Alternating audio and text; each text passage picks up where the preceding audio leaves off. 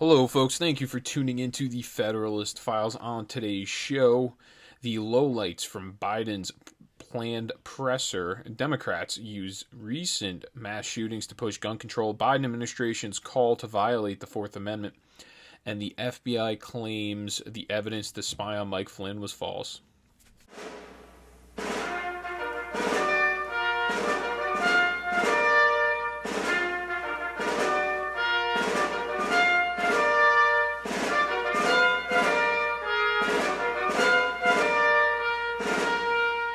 Mr. President, for your confidence. Well, Thank you. thank you for letting us do it. Now we're going to get down to business here, and Ron, who am I turning this over to? Thank you very much, Mr. President. I think it's time for the press, our friends in the press to leave now. Thank you. Thanks, guys. As always, folks, thank you for tuning in. I have a jam-packed show for you all today. Mostly I'm going to be covering a lot of the press conference. I think it was Thursday night, or Thursday during the day. He had his press conference. Biden, that is one of the gaffes earlier this week from Biden, asking who do I turn this over to. Usually, from what Dan Bongino has been saying, there is a set precedent in the Oval in that position as the president. Everything's planned out, so he should already know who to turn it over in that case. There's so many inconsistencies with his presidency, with the way in which he's engaging the press that just don't line up with other before administrations. So that's him knowing absolutely no idea where he is. This goes on in the press conference as well once he gets there. But here's just a clip of some media asking him about the press conference. Play 5. Are you ready for the press conference tomorrow? Ready for the press conference tomorrow, sir. The press conference. I've heard different people saying different things about that one. Some people are more, it's a little bit more subjective. Some people are saying, oh, well, he's just joking around, and or he didn't hear them and he was just trying to make a joke. What press conference are we talking about? I don't know. He just seems like a mess. Every single time I watch him, I just feel terrible and I cringe a little bit. So while in this press conference, he starts to talk about the way in which he would get things done since he's been in the Senate for 40 years. So he says something like, oh, well, I've been doing this for this long, and if anybody didn't know, I hate to brag, but I know how to get things done, and if you feel this way, and then he just loses his train of thought in the middle of the sentence. Play 6. So the best way to get something done, if you hold near and dear to you that you like to be able to, anyway, we're going to get a lot done. And if we have to, if there's complete lockdown and chaos as a consequence of the filibuster, then we'll have to go beyond what I'm talking about. Okay, hang on. Sorry. Oh, Miss Kim. So this one is really worth analyzing. In the very beginning, for those listening, you could probably hear. For those watching, when Biden loses his train of thought, and he's done this before, he'll cover it up with an anyway, going on to the next topic. You hear a very slight background noise from the audience, as in the press. A little bit of a gasp, almost like, "Ooh, what's going on here?" And if you notice, he continues. For those watching, I'll give you a visual. For those that are listening, he then says, "Okay, what's next?" And he's looking down at his cards. So he has, and I've seen leaders have cards before, telling them briefly what topics to talk about. But his, and you could see here in this picture, he has a picture of, and it's not only cards, he walked out with a giant portfolio, something that you would see from a press secretary. And he only called throughout this conference, he called on 10 different reporters, and only those 10. He answered he answered those 10 questions and then some follow-up questions, but he did not call on a Fox News contributor, OAN, One America News, or Newsmax. So there was no conservative news that were allowed, and they were seated in the very back purposefully. None of them were allowed to ask any questions to Biden. Biden had, as you can see this in this picture, he had a legitimate guide with all of the people's names next to them and who I guess he was to, and it's numbered, as you can see. He has it numbered 1, 5, 8, 9 from what we can see here, and those are probably the people that he's going on to ask questions. And that's why when he looks down at that sheet and he goes, "Oh, sorry, give me a minute," he's trying to figure out the next person that he needs to call out. So this really was not a press conference. This is not a comprehensive, full, thorough press conference, because when Trump would do it, it was much more... It was just free-flowing, free-balling. It was comprehensive. You don't pick it. You don't have predetermined outcomes. You don't predetermine who you're gonna choose, and that person doesn't tell you beforehand what their question's already gonna be, and you don't have your answer already written down on paper like he did. At one point, I think they asked him about North Korea at one point, and he looks down and just sits there and reads the entire thing off of whatever he has there, whether it's a portfolio or a big binder or just a sheet of paper. He reads it directly, his answer, on foreign affairs off of a sheet of paper. So to say this was, it was pathetic. It was just sad to watch. And maybe it makes us look very bad to other world leaders. Democrats that voted for Biden, I don't really know how it makes them feel. It just looks terrible overall.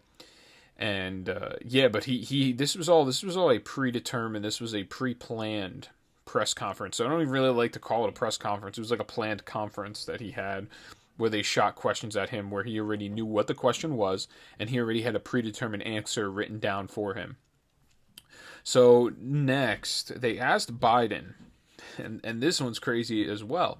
They asked Biden about gun control, and he doesn't even really, he doesn't address gun control at all. He just starts to talk and go off talking about infrastructure. Play 10. You had said to stay tuned for actions that you might take on gun control. Wondering if you've made a decision either about sending the manufacturer liability bill that you had promised on day one to Capitol Hill, or executive actions like going after ghost guns or giving money to cities and states to battle gun control. All the above. It's a matter of timing. As you've all observed, successful presidents, better than me, have been successful in large part because they know how to time what they're doing, order it, decide priorities, what needs to be done. The next major initiative is, and I'll be announcing it Friday in Pittsburgh in detail, is to rebuild the infrastructure, both physical and technological infrastructure of this country, so that we can compete and create significant numbers of really good paying jobs. So I think they had a pre-planned mission statement that Biden was to close up the press conference on, and I think that's what Biden went ahead with there. He said all of the above in terms of executive orders for gun control, but in the case of him closing it up, so he closes up talking about infrastructure. This is going to be another plan. Apparently, they're going to roll it out. It'll be another, I wanted to say another $2 trillion. I think $2 trillion in the next 10 years or something like that. In any case, he rolls that plan out, and I think that was his way to shut down the conference and kind of end it on a good or a high note, rather, to try to change the topic or shift. I don't think he actually ended up ending it on that either, which I thought was really, really weird. So next, they had some questions to him about the filibuster, and I mean, I don't want to have to sit here and get into it. I know there's been a lot of conservative pundits that have come on and debunked the myth of him condemning the filibuster, because years ago he was praising the filibuster. The same thing with Barack Obama. Joe Biden has used the filibuster before, as well as a Democrat. It's been done. It was done in the last presidency, the last administration. It was used against a lot of the things they tried to push through in the very first 2 years of Trump's term. They attempted to use the filibuster.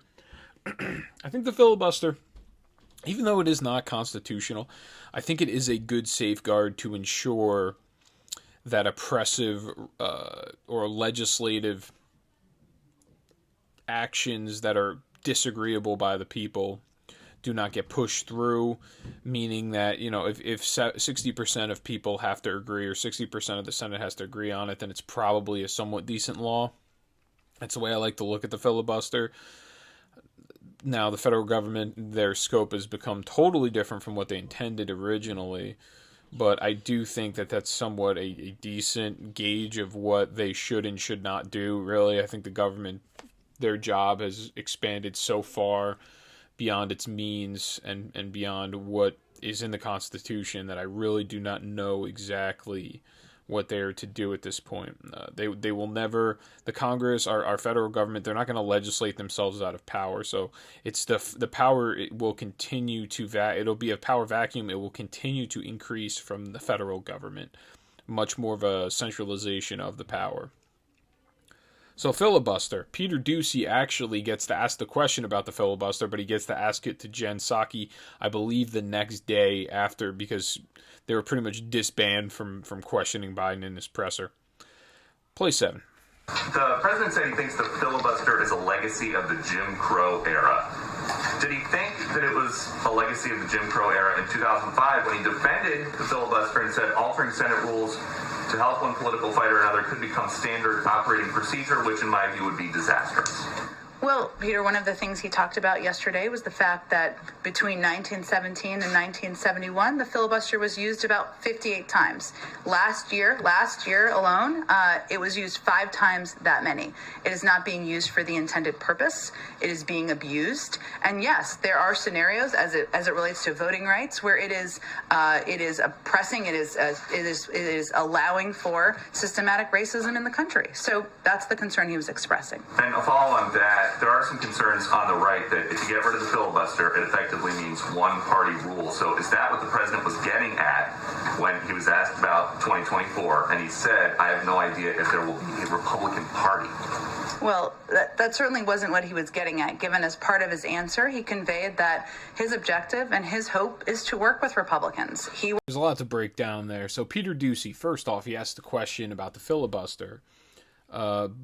And you love the instant grandstanding from Jen Psaki is, oh, well, now the filibuster is not being used as it was intended by who? By whose standard is that? Oh, it's by the Democrat standard.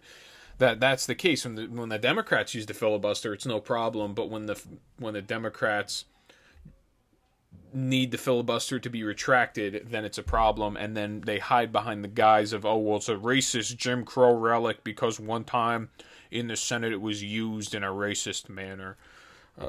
It's like saying voting machines, or what's a better way to try to put this? Things that the white man had. If a white man was able to use something that a black man was not able to use years ago, like the white water fountain, for example. Let's say because there was a colored water fountain and a white water fountain. Just because that was the rule at that time, that would condemn the white water fountain forever, and now the white water fountain needs to be destroyed.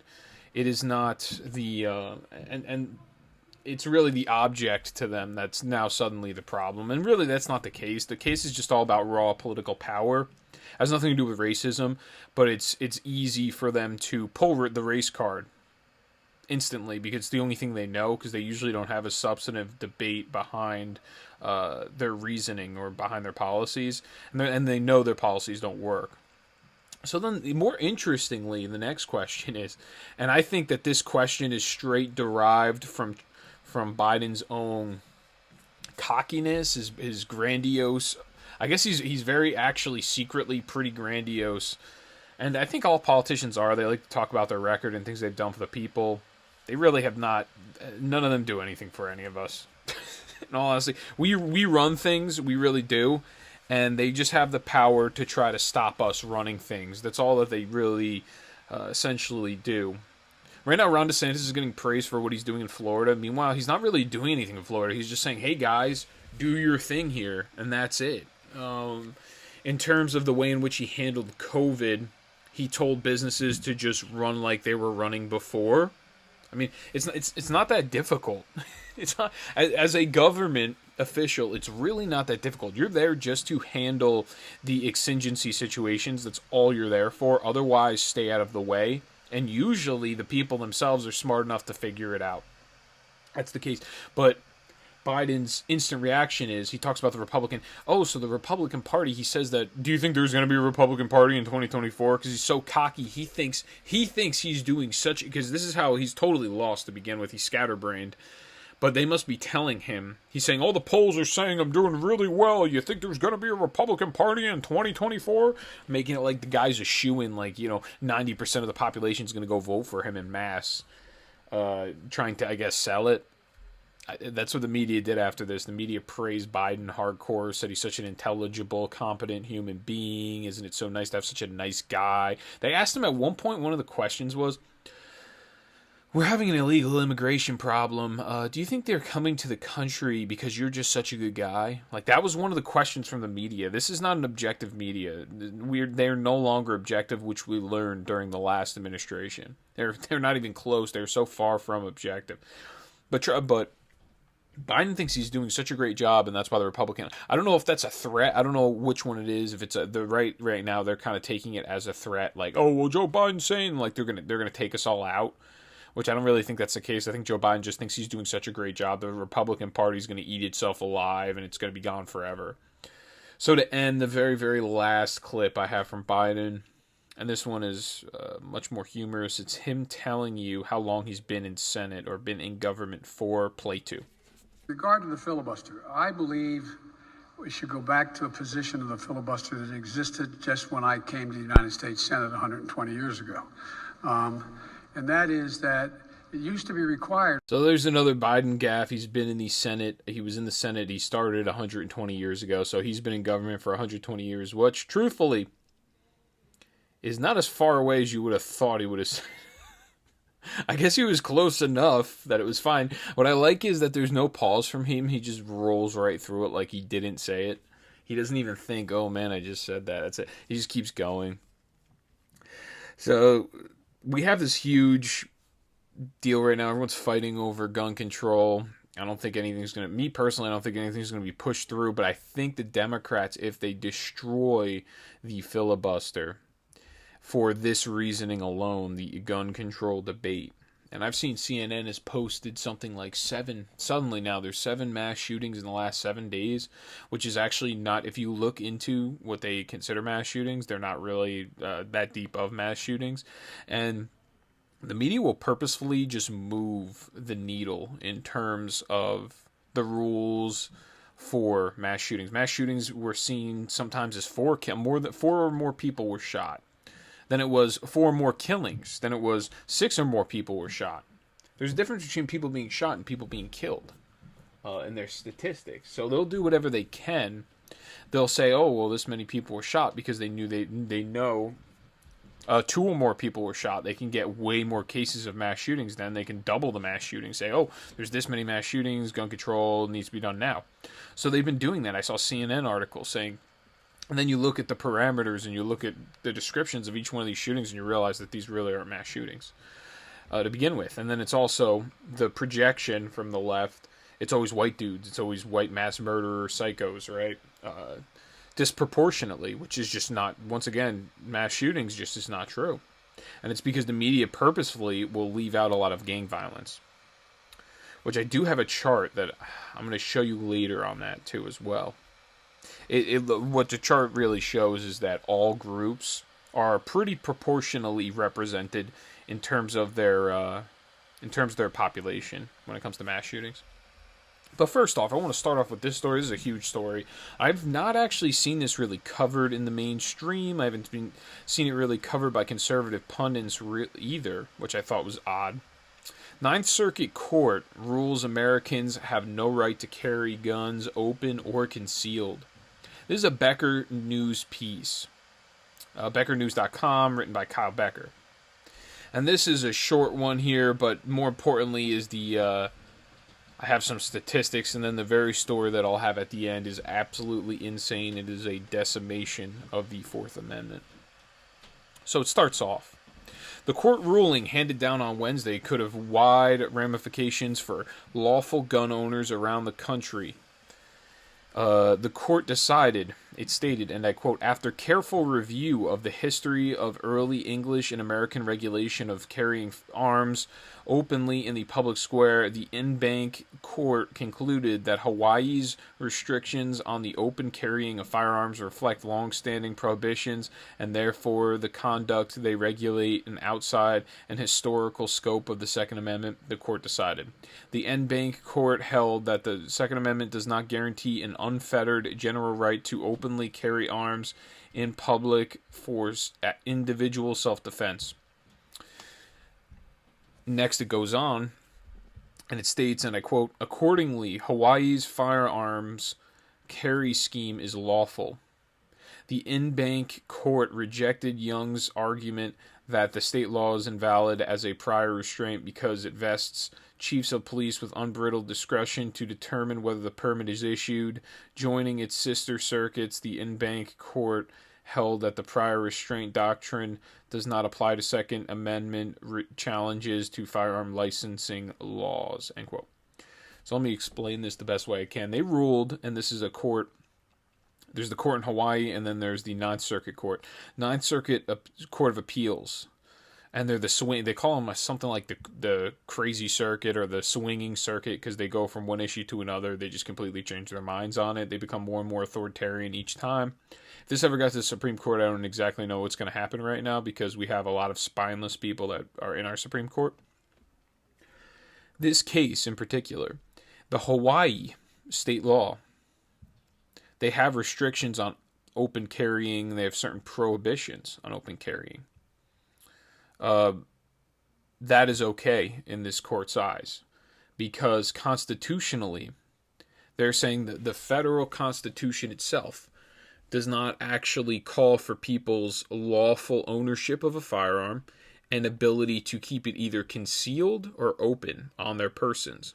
So the court recognizes, okay, the Second Amendment is really, in their eyes and in their view, the Second Amendment only pertains to having the gun in your house, so you can't take it anywhere else, is their case, unless if states, they're saying that it's up to the state's discretion whether or not they give you a permit or not, whether they issue you a permit or not, for open or for concealed carry. That's the case that the court is trying to make here, which isn't really that troubling because it's not surprising that is their position. The real problem that we have to worry about is where the courts, like they attempted to do Heller versus D.C., saying that the people themselves do not have an individual right to keep and bear arms. Now that is a real problem. I mean, I do agree with this carrying, and because I know in Jersey you really cannot get a concealed carry permit unless if you're a cop or a former law enforcement officer. You can't get one. So if there's a mass shooting in New Jersey, myself, I go to Walmart, there's a mass shooting, there is absolutely nothing I can do. I am helpless. In that situation, I am completely helpless. I have no answer. The best thing I can do is run and hide or attempt to throw projectiles at the shooter. Those are my only options of protection, but I mean they're not really protection. It's just fleeing. It's a flight. It's a flight decision rather than a fight decision in New Jersey. And this is where these you notice in Boulder, Colorado, they had all these gun restrictions. They had all these gun-free zones, all of this. That's usually gun-free zones. I think I read a statistic, like 90% of mass shootings happen in gun-free zones, and there's a reason. It's considered they call it a soft target. The shooter sees it as a soft target. It's a gun-free zone. No one's going to have a gun in that area, so I can just go on a mass spree, and no one's going to challenge me. And that's the point, and that's why they do that. So having these gun-free zones does not really help anybody. So I have another article here from David Harsanyi. He does great work at the National Review. It is titled Gun Bans Don't Stop Killers. So I'm going to go through here with a couple of statistics, and then near the very end I'll get to the next story, the absolutely insane story. So he states the longest time, The federal assault weapons ban lasted from 1994 to 2004 before sunsetting. Study after study shows, and he has it all linked to the piece. Once again, everybody, everything will be in the show notes as always. It'll be in the description below. It will be under show notes. I will have everything that I reference here will be hyperlinked there. So study after study shows that it did nothing to diminish homicides or mass shootings. Once the ban expired, the AR-15 quickly became the most popular rifle in the country, and yet gun violence continued to sharply drop for more than a decade. It's been clear for a long time that criminality is tied to a number of things, economic and societal factors, and not the type of number of guns Americans own. Mass shooting trends, in fact, seem to be disconnected from overall gun violence. Even when we rely on the gun restrictionists' arbitrary definition of a mass shooting, which doesn't need to involve a death, the vast majority of gun homicides and suicides are committed using handguns. Why doesn't Biden want to ban revolvers? More people are killed by knives than rifles in the United States. More people are killed by fists and kicking than rifles.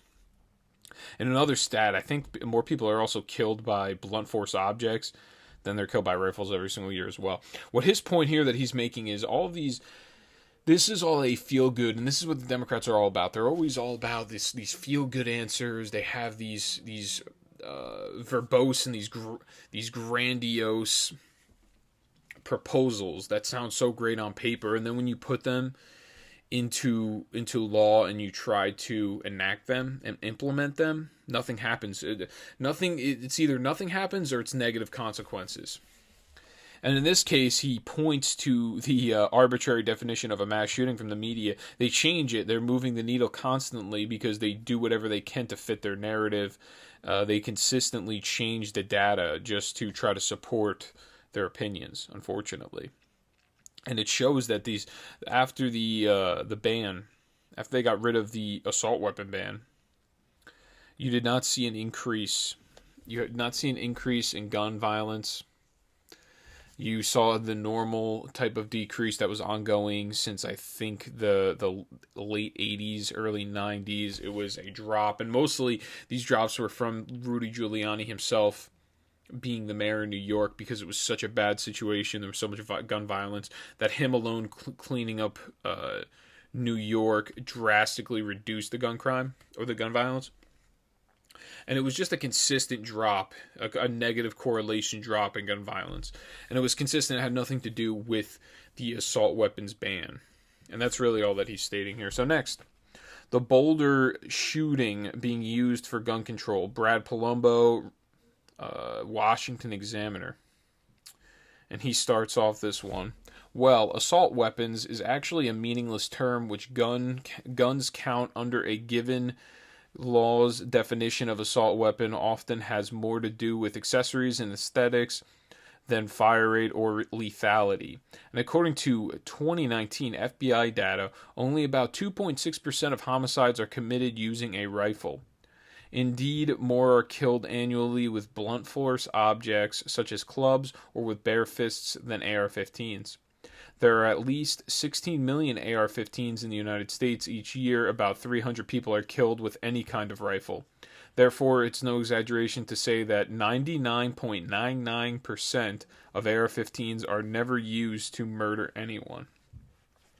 So as heartbreaking as high-profile mass shootings with these weapons may be, the facts simply don't support the notion that banning vaguely defined assault weapons will reduce gun violence, and we don't actually have to speculate, thanks in part to work Biden himself did as a senator. We had a ban on the assault weapons in place in 1994 and 2004. So this piece importantly outlines the amount of death that actually is due to a rifle. And the rifle does not actually kill people. The person that pulls the trigger on the rifle kills people. So this is an inanimate object. You have people that you need a motive behind this rifle, and these are homicides. These are not murders. So 2.6% of homicides. You don't know if those are lawful use of a firearm, or if that's an unlawful use of a firearm. There's no context behind that number to begin with. It's already such a low number.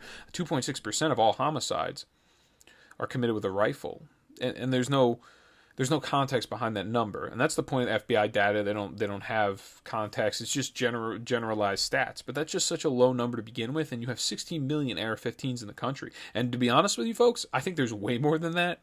That's just what they know of. I don't think there's that many. I think there's way more than that.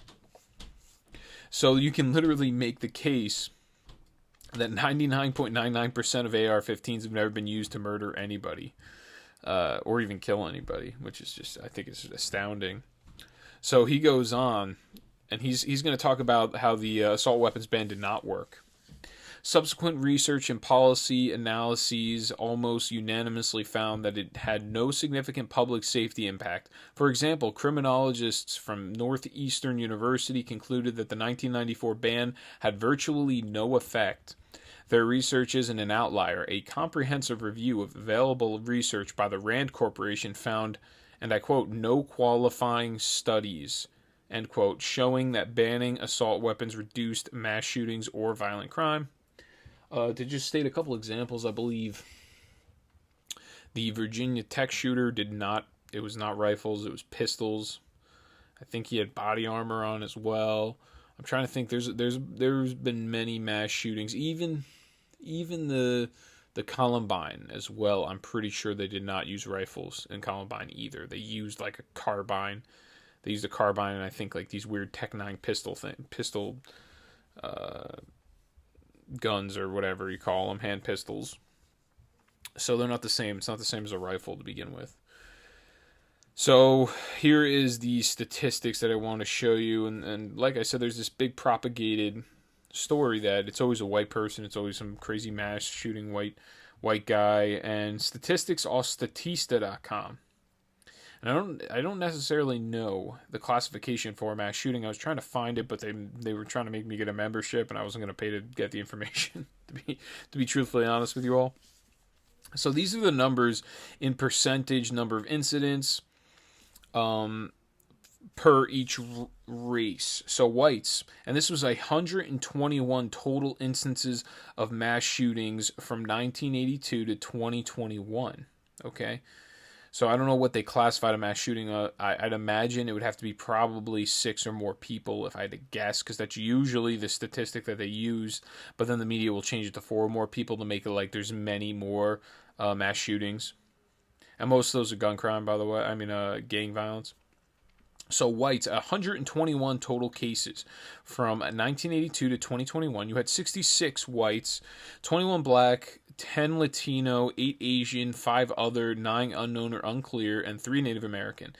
So just to put that in context, everybody is represented pretty equally in this case. In the case of white people, 54%, so 121. So 66 out of 121 comes out to 54%. The white population in this country is around 65 to 70%. So they're actually underrepresented. But for the most part, most of these numbers are pretty on point with the population. So there's no disproportionate amount of mass shootings. It's just something that's being propagated by the media. It's just not true. So another one, Dems are focusing on wrong problems when it comes to gun violence. This is a Daily Caller piece. I actually highly suggest you guys check this one out. I like this one. This is a whole different perspective on why there actually is gun violence to begin with, and what most of the gun violence actually is. It's not real person on person. A lot of it's suicide, and it's much more of a mental health. It's the left gets mad when people say it's much more of a mental health problem than it is really a gun problem, which that's what it is. It's just people that are depressed, people that are mentally unwell. This is written by Zaid Jilani. So he starts off, in 2018, there were 39,740 firearms deaths in this country. 61% of those deaths were from gun suicides, not homicides. So 61% of 39,740 and 40. Let me do the math on that real quick, folks, if you don't mind, because I don't think it's in the piece itself. So 39, 7, 40 multiply. Yeah, you know, and this is something that the left really does not report purposefully. So you have 24,241 out of 39,000, which is 60. It's 61%. It's kind of close to 2/3. It's a little bit less than 2/3. It's mostly suicides, and this is something the left, like I said, they don't like this being reported, because it gives context to those actual deaths. It's easier to just say there's been 39,000 deaths by firearm this year, instead of giving the actual context to it. Instead, you can make the argument that if the person did not have the firearm, they wouldn't have been able to commit suicide successfully. But I don't really know if that's that good of an argument to make, because there's other ways that somebody can kill themselves. So it goes on. That's typical for your average year. To a large extent, our gun problem is more of a suicide problem than a homicide problem, even though these rates rarely get the same attention as homicides, let alone mass shootings. So here's another thing from the Rand Corporation as well. The Rand Corporation did an analysis of a series of studies on various gun policies and found that the evidence for the effect of background checks on violent crime and total homicide rates is inconclusive. Evidence that dealer background checks may reduce firearm homicides is moderate. The evidence for the effect of private seller background checks on firearm homicides is inconclusive. In the grand scheme of things, background checks could prevent homicides in some cases, but there isn't a lot of evidence that's expanding them beyond the system that already exists will significantly curb unjustified shootings. Some must have been from the other study that I had left over. But more importantly, Zaid Jalani, in this piece, he just says that there's many more, and he actually goes through the stats, and he goes through the increase in depression, and there's a lot of other standards. Our society, the way in which our societies ran, where we glorify people that should not be glorified, like Cardi B. We have these terrible stereotypes about certain minority groups and how they should act, and how that's the new culture, and just in a general sense, the abortion topic. There's a lot of things that our society is doing very badly in the culture right now, I would say.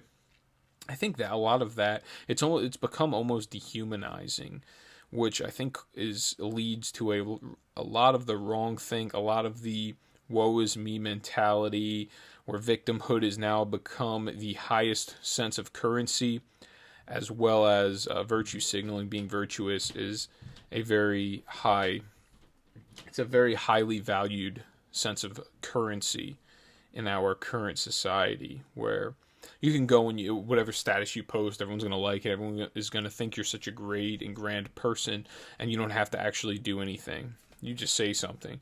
But everything, at the end of the day, it's all based on what you do. It is not based on what you say. So, in terms of executive action, what is the Biden administration going to do? Before I get to this one piece, Jen Psaki gets asked, so are they going to take executive action on guns? Play 2. Should we still be expecting executive orders from the president on gun measures? Yes.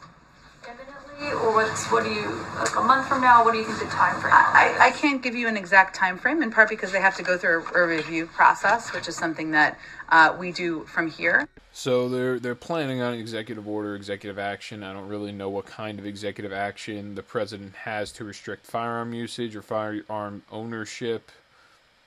In any case, I think this is a terrible move. I think people are just not going to comply with this, and I think you get one step closer towards a civil war. This isn't a threat.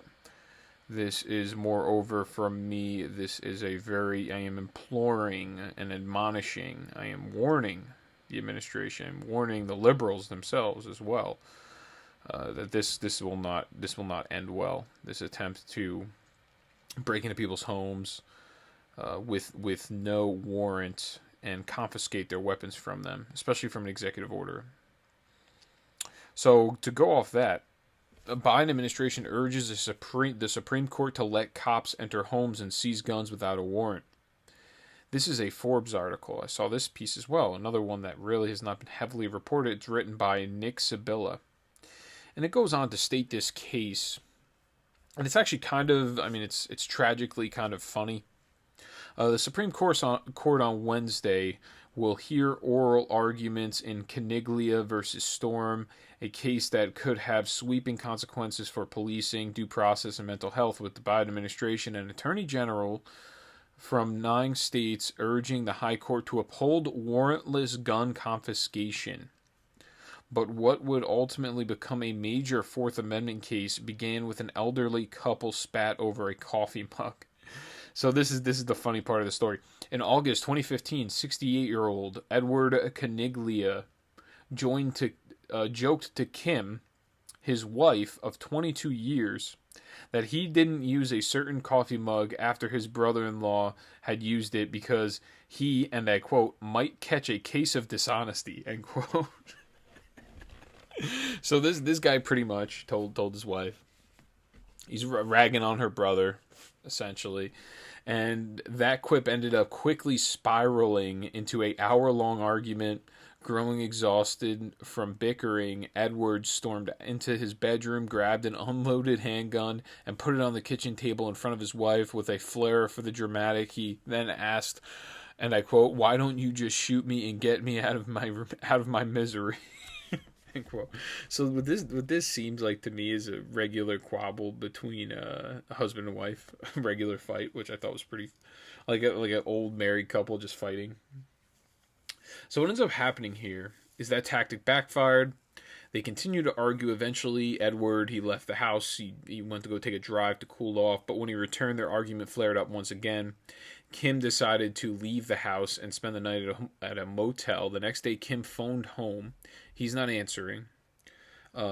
She was worried, so then she called the Cranston, Rhode Island police and to perform a wellness check on him.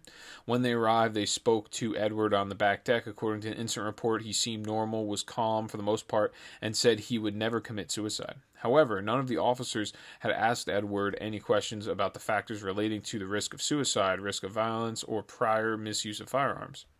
And Edward had no criminal history, no criminal record, no history of violence or self-harm. And in fact, this is really the problem, the way in which the officers handled this. In fact, one of the officers later admitted, and I quote, he did not consult any specific psychological or psychiatric criteria, end quote, or medical professionals for his decisions that day. So they're saying, this is just like it's so stupid. This whole thing's like, it sounds like a little fight, and then the government got involved and really made things much more confusing than they needed to be. And now they're going to attempt to try to make this case and make an example of it. And so the police were convinced that Edward could hurt himself now, and with no criminal history, by the way, when you usually have a mental illness, unless if it's the case of like a dementia or something of that nature in Alzheimer's, you usually peak your symptoms, you having the mental disorder usually comes from the 20s to the 30s. In that age, when you have any type of mental or emotional disorder, that's when it comes. In this case, this dude's like 60, 70 years old. So the police insisted that he'd head to a local hospital for a psychiatric evaluation. After refusing and insisting that his mental health wasn't their business, which he's right, it isn't, Edward agreed only after police falsely promised that they wouldn't seize his guns while he was gone. Compounding their dishonesty, the police then told Kim, the wife, that Edward had consented to the confiscation.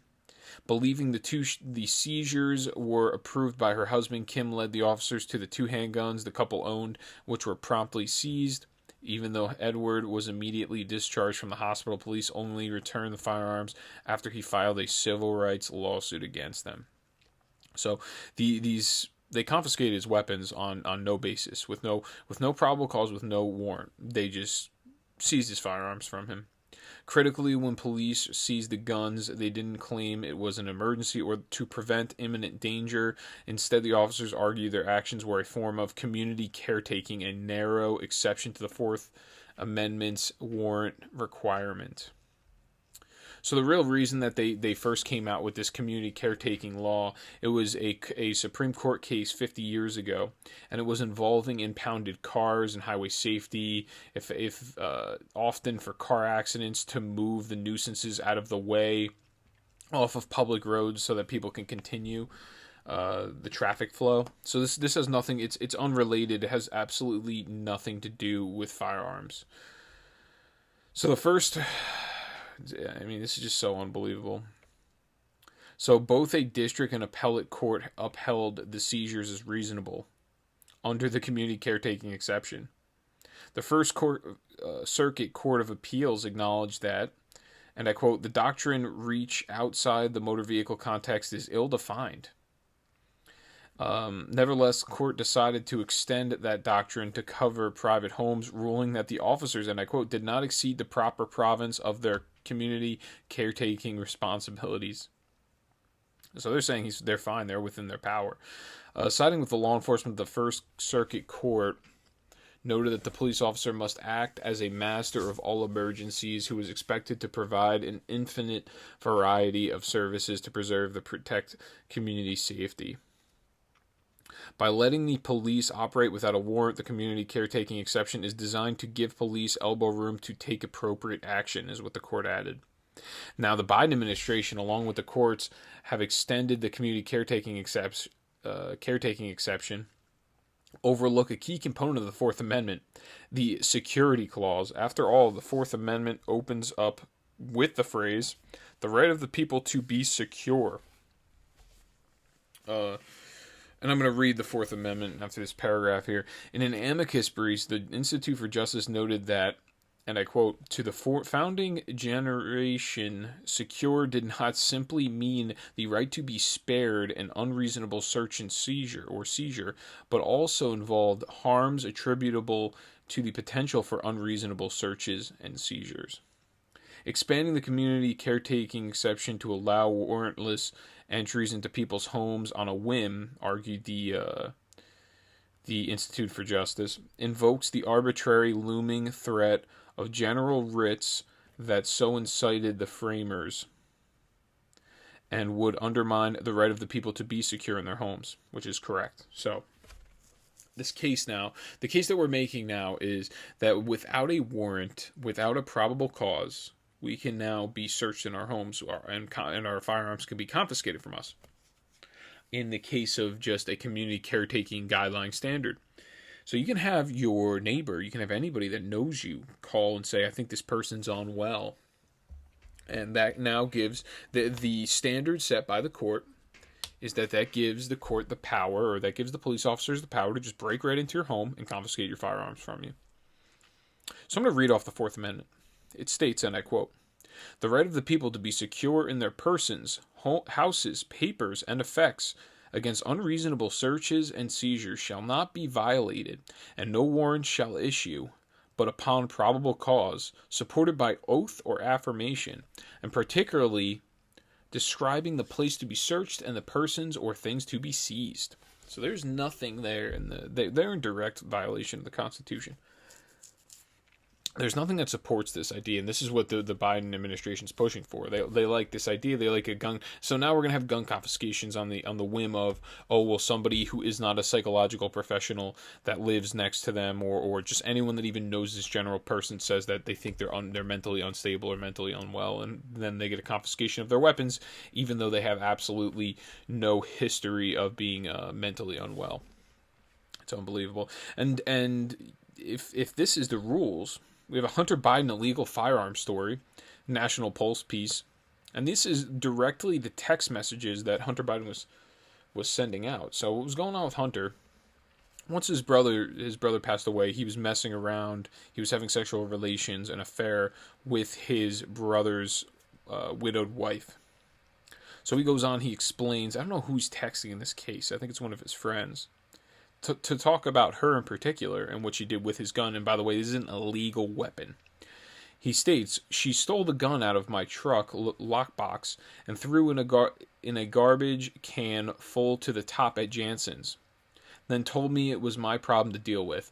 Then when the police, the FBI, the Secret Service came on the scene, she said she took it from me because she was scared I would harm myself due to my drug and alcohol problem and our volatile relationship, and that she was afraid for the kids." Then he goes on. This is more pathetic, honestly. "I have not been allowed to live with the kids for over a year now. She has told them I abandoned them. She has told them others I am a bad influence, that I endanger their health, that I've been sexually inappropriate with Natalie, that I have physically abused her, and I have emotionally abused her, and I am abusive to everyone around me, and that she knows that if Natalie were around to come visit me, I would be walking around naked, watching porn, masturbating, and doing drugs in front of her." So this is Natalie, I think, is his daughter in this case. This guy is a complete disaster. But more importantly, the government covered up the fact that Hunter Biden was running around with an illegal firearm. And he was obviously, I mean, the guy, if once this very, very damning information comes out about the laptop, some of the photos he has on there, some of the information he has on there, this dude's going to prison. He's a deranged human being, from what I understand, allegedly. So the reports say. He's an absolute, he's a nightmare. He's a human piece of garbage, this dude. And everything's covered up, and then you also have to sit here and think to yourself, who raises somebody like that? the president of the United States does. So it seems like everybody that's around Biden's orbit is just a liar and is taking advantage. That's why I kind of actually feel bad for Biden sometimes, because it seems like everybody that's in his orbit, in his family, has just taken advantage of his position and have enriched themselves off of him being in the position of government that he's in, and no one actually really likes him. That's what it seems like. So next, the DHS, another thing to be concerned about. Department of Homeland Security to expand collection of citizens' social media data to combat extremism. This is an American military news piece. It's written by Liz George. So we have a violation of the Fourth Amendment in the last case. And now we also have a violation here as well. We have social media companies working in concert with the Department of Homeland Security. The Department of Homeland Security is reportedly considering policy changes to combat violent extremism in the U.S., including increased data collection and analysis of Americans' public social media posts. Citing two senior Biden administration officials, NBC News reported Thursday that the department considers domestic violent extremism a top threat and will expand its relationship with companies that analyze public data. The Department of Homeland Security also plans to take advantage of data that has already been gathered about Americans, including travel and commercial data through Customs and Border Protection, Immigration and Customs Enforcement, the Coast Guard, the Secret Service, and additional Department of Homeland Security resources.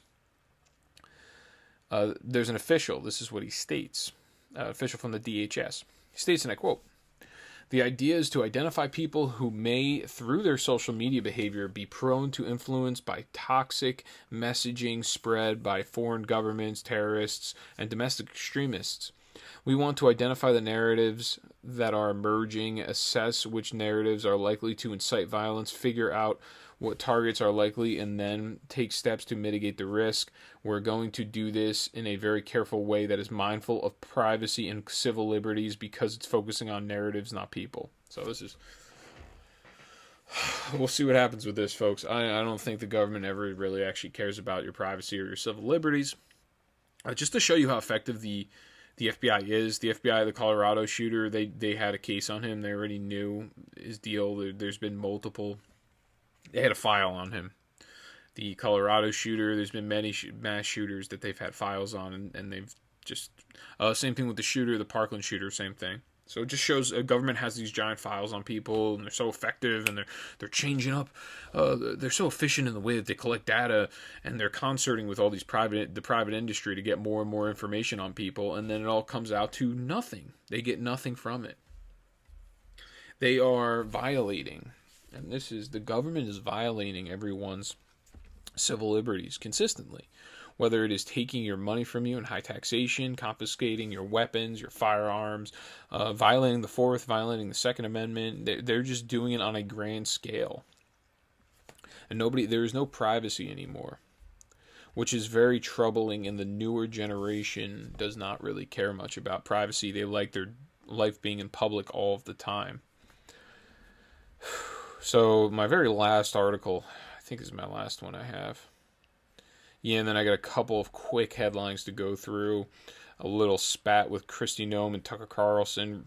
It's going to be a long one, unfortunately, folks. I just have so much information in this one. It's kind of good because it's a weekend. If it's an hour and a half long, then you have Monday, you have something good to listen to, because I know no one else is really doing a weekend show. So the FBI had doubts about Stephen Halper's story about Mike Flynn. Just a news piece, John Solomon, once again, I've been reporting this pretty consistently. This is about how the FBI had doubts about Stephen Halper's story. Stephen Halper had this big story 2 years ago, Mike Flynn, or in 2016. Mike Flynn left some sort of event with a Russian woman. It's just not true. It's not accurate. So 5 days before the FBI formally opened the Michael Flynn probe in summer 2016, a confidential informant alleged to agents that Donald Trump's national security advisor had left a 2014 foreign meeting alone with a Russian woman. Agents ultimately deemed the account not plausible and not accurate, but proceeded to investigate Flynn anyway. Newly declassified documents show FBI Confidential Human Source, CHS, reports show that Stephen Halper, an academic who long worked for the Bureau as a trusted informant, was the original source of the story that Flynn had left a 2014 event in Cambridge, England, with the Russian scholar Svetlana, it's hard for me to say it, Svetlana Lakova, while he was still the head of the Defense Intelligence Agency. So this guy's saying pretty much. This is a Russian scholar, Lakova, who turns out actually has nothing to do with Russia. She's not a Russian agent, but so Mike Flynn has ties to Russia. He left with Svetlana Lakova. I'm just going to go with Lakova because I could actually say that name. Svetlana, maybe Svetlana. So he leaves with Svetlana Lakova, which actually turns out to not even be the case. It's not even a true story. He just makes it up. And the FBI had a feeling that he was making it up. So the story was later leaked to the news media and became the focal point of a defamation lawsuit by Svetlana Lakova that is now on appeal. So she actually she's suing the news media, and I think she must also be suing the FBI. Maybe just the news media. It also was listed in FBI documents as part of the reason the Bureau opened a counterintelligence probe of Flynn. Robert Luskin, a lawyer for Halper, did not return an email seeking comment Monday. Flynn and Lakova did not immediately return calls or emails seeking comment. The memos show, and these are legit memos in the piece, there's a bunch of PDF files. You can look through them if you want to. I'm just giving you the synopsis. The memos show that Halper, who was an FBI informant working for the FBI, offered the Lakova story during his first Russia collusion debriefing on August 11, 2016, shortly after Donald Trump had accepted the Republican presidential nomination, and days before the Bureau opened an investigation codenamed Crossfire Razor, focused on whether Flynn was wittingly or unwittingly aiding Moscow. So they referred to Flynn, their codename for him was Crossfire Razor. So by January 2017, as Trump was about to take office, the FBI had exhausted all leads in the Flynn case, and the agents were prepared to shut down the probe, but they were overruled by superiors. One of those agents, William Barnett, later gave a detailed interview to the Justice Department describing Russia collusion case theory as nothing more than supposition on supposition, and reporting that agents concluded no evidence of criminal activity was found about Flynn. So this is a supposition. To begin with, this isn't even a true story. He did not leave with Lakova. Hence the reasoning for the lawsuit coming from Lakova. And then the FBI's finding these are suppositions on supposition. You're just making estimations, or you're just guessing really at this point, or you're inferring what's going on based on no evidence. There's no evidence of any criminality here. And this was all to get Trump at the end of the day, but it was also to get Flynn. And the reason that they go after Flynn, I've stated this before, is Flynn disagreed vehemently with the Obama administration about the Iran deal. And he was a national security advisor. I think it said he was the DNI, the Defense Intelligence Agency, the head of the Defense Intelligence Agency, the DIA. Get kind of confused with these three-letter agencies. So he was an opponent of the Iran deal. He's pretty public about it. And Obama didn't like that. When you have complete power, when you are in the government, when you have that complete, utter, raw political power that a lot of these communist authoritarians that are in the Democrat Party, and there's some, I'm sure, in the Republican Party as well, when you have that, that's the way you feel when anybody questions you. That's how you answer. You answer with going after them, starting an investigation on BS narratives. So it goes on. Barnett said agents checked Halper's claims of the Lakova encounter with U.S. and foreign intelligence officials and came up empty. Intelligence analysts did not locate information to corroborate this reporting, Barnett told prosecutors. So there's no information that can confirm this Halper's claims. Barnett found the idea Flynn could leave an event either by himself or with Lakova without the matter being noted as not plausible. The summary of the agent's interview stated, with nothing to corroborate the story, Barnett thought the information was not accurate. So essentially, it was not accurate information that they came out with here. These guys it's just conjecture. He was just making up a story, and then through him making up the story, they threw it into the CIA, and then they perpetuated the same story all around with the Steele dossier. And by doing that, that now corroborated a warrant. The main objective of this was to go after Trump, but it was a bonus to also impugn the character of Michael Flynn as well. And that's because, like I said before, Democrats don't think they need to win elections. They think they're better than you. They're the authoritarians. They know that they're so unyielding, they're so adamant, and they're brazen in their actions. They just think they're not going to get caught. And it's because they haven't gotten caught.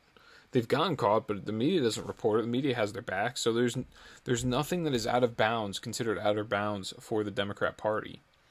They don't even think they need to run in elections. They think that it's automatically, you should just vote for them because they're the Democrats. Why should they have to go to a debate? Why should they even have to run a campaign? And this is reflected in their leaders. This is reflected in the older Democrat, but just the Democrats in general. It's reflected. Establishment politicians. Check out Nancy Pelosi exude this in clip 4.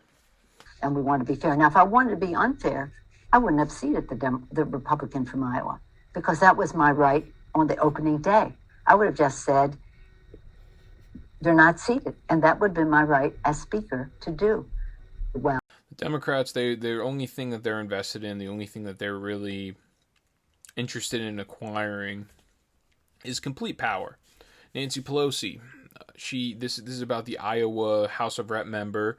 A Republican won the election. They won it by 6 votes. They recounted, I think, 2 or 3 different times. It always comes out to the same result, 6 votes, Republican winning. Nancy Pelosi's answer, oh, well, there's no problem. I'm being nice about it because if I wasn't nice, I would just not seat them in the House as the Speaker of the House. By the way, folks, she doesn't have the power to do that. This was already decided in Powell versus McCormick. I mean, how often do we have to come out here and debunk liberal myths? There's so many of them that I can sit here for just every show. I can just sit here and I can debunk liberalism. I can do it every single show, folks. I can do it every single show. Powell versus McCormick. So it is of the House. The House is to vote on whether people are, or vote people out. They can vote people out of the House and the Congress, right? So they need 2/3 of a vote to do so. They could say that people are ineligible. And the only ineligibility that they would be able to determine is whether the people themselves reach the standard which is given in the Constitution. This is supposed to be a safeguard. The reason, so in other words, the House members can't vote somebody out of the House of Representatives just because they don't like them. No matter what happens, they can't do it because it's the will of the people that voted them through. That's what's been decided in Powell versus McCormick in that case. But they can vote somebody out if it is somebody that is 20 years old and somehow wins a seat in the House of Reps. They can vote them out because they know they do not reach the rules and the rules that are laid out in the Constitution. It's the only time they can actually vote somebody out of the House of Representatives. So this is just her lying. This is conjecture. Next, another story I have. Kristi Noem on Tucker Carlson. Everyone's giving her big time heat because she will not stand up against the NCAA. She was very adamant and she was enthusiastic to sign a bill that would protect women's sports, protect men from competing in women's sports. And she backed down on it last second. Her claim is that the NCAA is going to discriminate against South Dakota and they just need to change the law. They need to change the writing of the law. Play closely. How would this bill prevent women from playing in South Dakota, if you would? Because what it would do is it would put a law on the books that would allow the NCAA to take punitive action against our state. And we're a small state, Tucker. We've had to fight hard to get any tournaments to come to South Dakota. When they took punitive action against us, we would have to litigate. And legal scholars that I have been consulting with for many, many months say that I would very likely lose those litigation efforts. And I don't think that so you're saying, so hold on, just to be clear, it's not the bill. You're saying that many times over and over again. But wait. So you're saying the NCAA threatened you, and you don't think you can win that fight. They said, if you sign this, we won't allow girls in South Dakota to play, and you don't think you can win in court, even though the public overwhelmingly supports you nationally, and so you're caving to the NCAA. I think that's what you're saying. Kristi Noem, she was praised during the COVID lockdowns because she did not lock down South Dakota. She never required a mask policy. She never shut down businesses. But her voting record in the House of Reps when she was there is apparently it's a little wishy-washy, a little bit rhino-ist. So we're not really sure exactly what the deal is with her here. She keeps saying legal scholars, but she won't actually say who it is that's telling her this. She's afraid that people are going to pull their sports out of South Dakota because South Dakota is not really a significant state.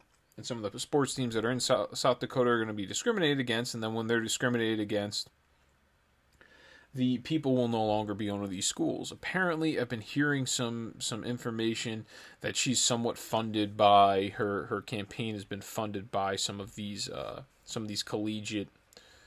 college sponsors or the universities give money to her campaign, which wouldn't surprise me really. So we don't know exactly what the deal is with this. She went on Dan Bongino, the same thing. She said the same thing over and over again. They need to fix the bill. We'll see. Listen, folks, if this doesn't get signed in, this will be on her. Because South Dakota is very Republican, so I'm sure that the bill will be pushed whatever way she wants it to be written is the way in which it will be written. If it gets to her desk and she decides not to sign it, then this one's on her. But I know there's been a lot of backlash from Republicans, and I understand because we saw a Trump era. We just saw the last 4 years where this dude just fought them to the death all the time over every issue. He didn't care. He just talked trash. He was adamant. And her answer is, oh, well, we don't want the legal repercussions. We don't want to have to go to court and fight the NCAA because we'll lose against them. And the real answer from conservatives is, well, let's go. Let's fight. Like, we don't care. Let's go to court. We'll go to court. Let's get it in court. Once it gets pushed through court, it'll get to the Supreme Court eventually, and then they'll have to rule on it. We're down with that. That's what we want right now. This is how we win. This is winning from conservatives. You have to go through it with the court challenges. It's like, what do they say? You lose every single game you don't even play, or there's all these weird phrases. Baseball, I think it's like you don't hit any ball if you don't swing or something like that. It's like we're going up to the plate and we're sitting there, we're striking out looking, we're getting the backward K. We don't want to participate because we don't want the backlash. That's what it seems like on her account. That's what the conservatives are claiming from her.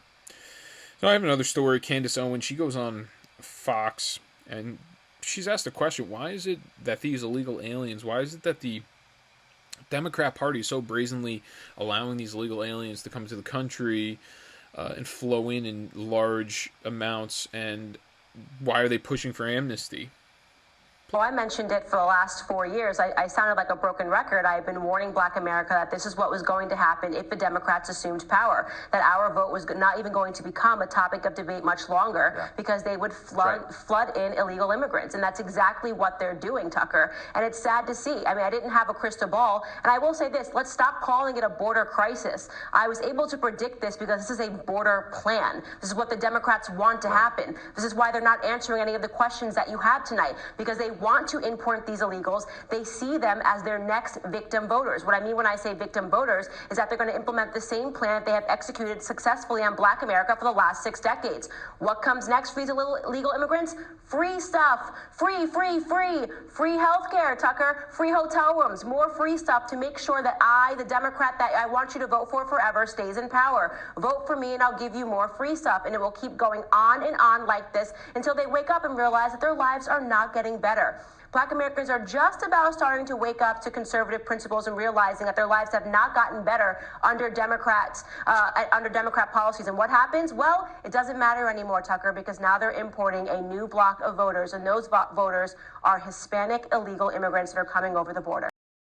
She says what I mentioned in the last Federalist Files current events episode, is that now the left, or the Democrat Party, they're going to import themselves a bunch of new voters because they're starting to realize, Black Americans are starting to vote the other way. They're starting to say things that we don't like. They're starting not to support us anymore. They're starting to actually request things from us. So when Biden got elected, there's a bunch of black leaders came out. They said they wanted to meet with Joe Biden. They had some requests for him for the community, and Joe Biden pretty much just turned them down, said, I'm not meeting with you guys.